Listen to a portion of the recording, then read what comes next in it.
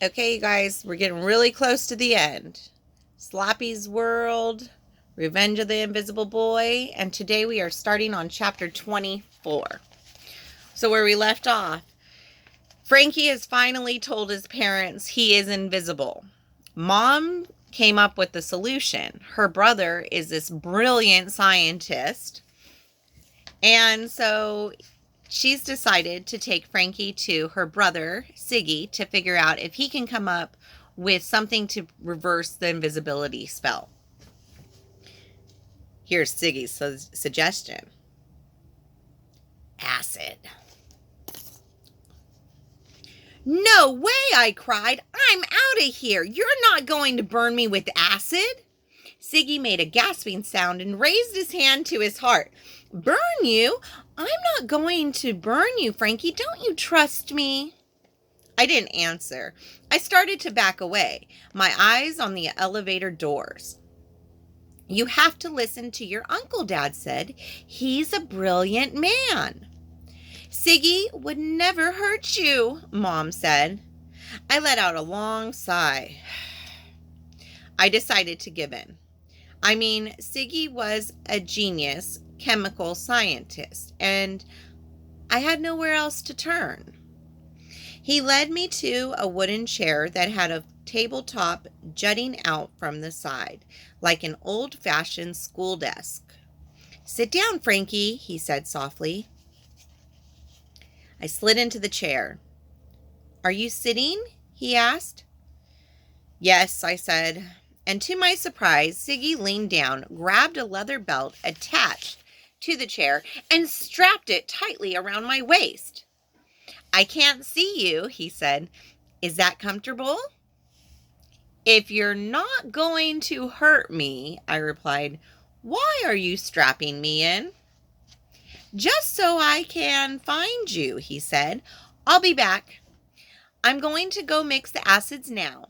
Stay calm. I haven't lost any patience all day. His idea of a joke. You don't have any patience, I shouted after him. You're a scientist, remember? He disappeared back into the lab. As soon as he was gone, Mom and Dad walked over to the chair. He knows what he's doing, Dad said.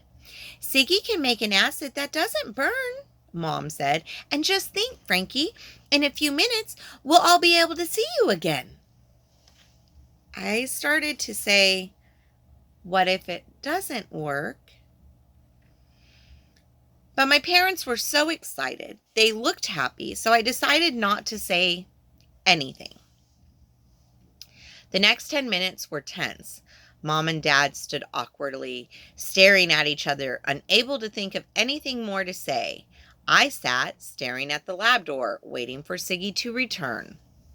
Wild thoughts raced through my head as I waited. I found myself thinking about how I would pay Ari back for doing this to me. I shut my eyes and tried to stop thinking about him.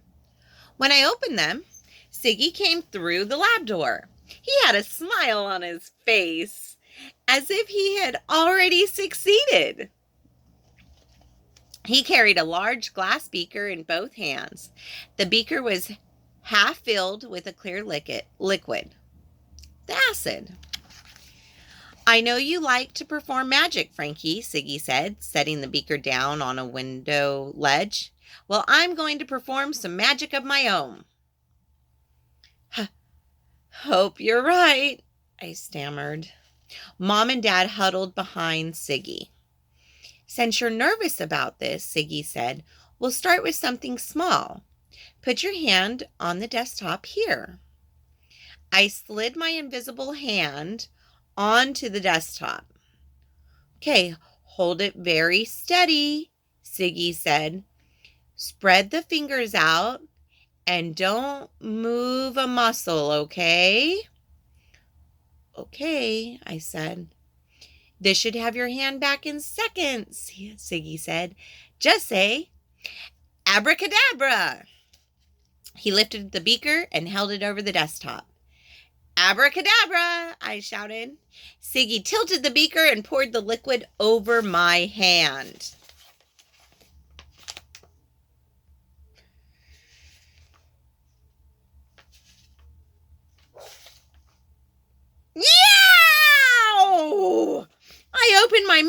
then a scream that could be heard for miles. My hand burned as if it was covered in flames. The pain shot up my arm and down my whole body. It burns!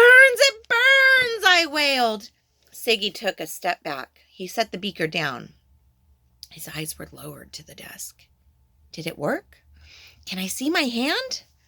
No, still invisible, and the pain roared over me. I waved the hand in the air, trying to cool it down, trying to stop the painful burning. Siggy pulled a tube from his lab coat pocket. Frankie, put your hand down on the desk so I can find it. This lotion will stop the stinging in a few minutes. Stinging? It didn't feel like stinging. It felt like someone holding a burning torch to my hand.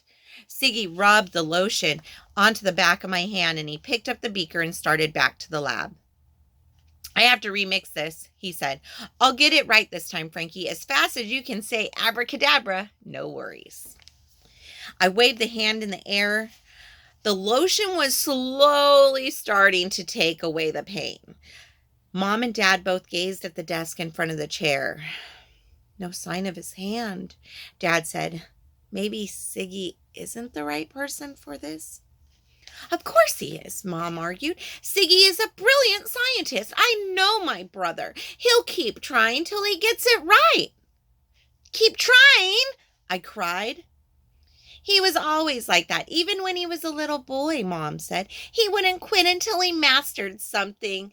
When he got his first chemistry set, you couldn't get him away from it. You couldn't even get him to eat. He just stayed in his room mixing chemicals for hours. Frankie, how is your hand? Dad asked. I think Siggy burned it off, I said. I can't even feel it now. Dad turned to Mom. Donna, we have to go. This was a mistake. Mom jutted out her chin. We're not going anywhere. We are not walking out on my brother, Siggy. We'll fix Frankie. I don't have a single doubt. Well, I have plenty, Dad said. While they argued, I silently unfastened the strap that held me down. Then I carefully climbed out of the chair. Mom and Dad were really going at it. They were chin to chin, arguing about whether to stay or not. Dad kept saying, maybe Siggy isn't as brilliant as we thought he was. That made Mom even angrier. We're not moving an inch from here, she shouted. I crept past them and made my way to the elevator. I knew they wouldn't even notice that I was gone. I pressed the elevator button. I heard it hum as the elevator car came up. The doors opened. I stepped inside. The doors closed, and I was gone. I knew exactly where I was going. Chapter 26. I slipped into the side door of the theater and glanced around the rows of empty seats in the dimly lit auditorium. The stage was set for Mystical Marvin's show, but the sign outside still read, Performance Canceled. I made my way backstage. I wasn't surprised that nothing hadn't changed from my last visit. I looked for the old janitor, but he wasn't there too. Mystical Marvin's red robe lay folded on top of the chest of props. The dressing rooms were all dark. I had hoped that maybe Mystical Marvin had reappeared. Maybe I would find him, and maybe he would tell me how to appear again. But I didn't really expect to see him. My real reason for going backstage again was different this time. I wanted to search Mystical Marvin's dressing room. I wanted to go through his things and see if anything at all, might help me return to normal. The air back here felt stuffy and stale. I saw a tiny lump of gray fur scramble across the floor against the back wall. A mouse. Hey, Mystical Marvin! I shouted his name. Just to make a sound. Just to hear my voice. It was the only way I knew I was real. Mystical Marvin, answer me! Silence. Just the echo of my voice against the high walls. My invisible shoes scraped the concrete floor loudly as I crept to Mystical Marvin's dressing room. I stopped at the open doorway and peered inside. No one was there, of course. I clicked on the light and stepped in. The dressing table beneath the mirror was filled with small bottles and jars. I dropped onto Mystical Marvin's stool and began to examine them. What was I looking for? I don't know. Anything that might be an antidote. Anything that might make me visible again. My heart began to race, and I felt more and more frantic, more and more desperate. With each bottle and jar I studied, I went through them all, sniffed them, read the labels, dabbed my finger into creams and lotions. No, nothing helpful on this dressing table. It was mostly makeup and makeup remover. I already knew that makeup wouldn't help me. I also saw many jars of vitamins. He seemed to take a lot of vitamins, but no antidote.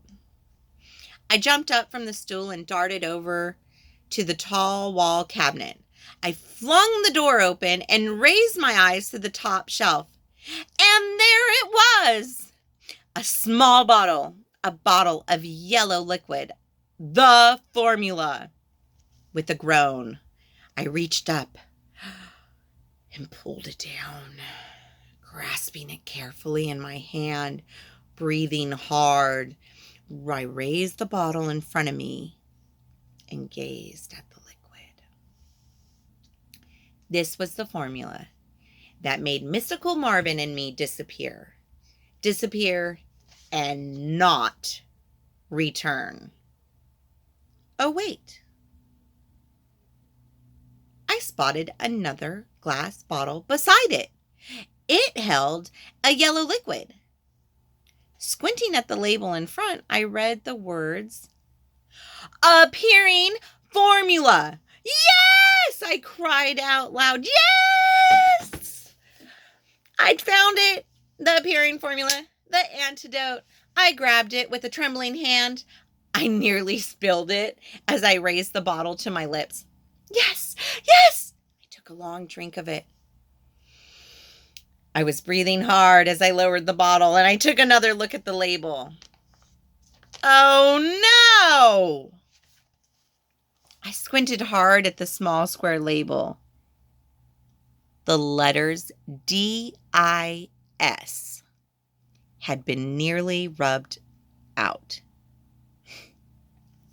It wasn't appearing formula liquid after all. It was more disappearing liquid. And I had taken a long drink of it.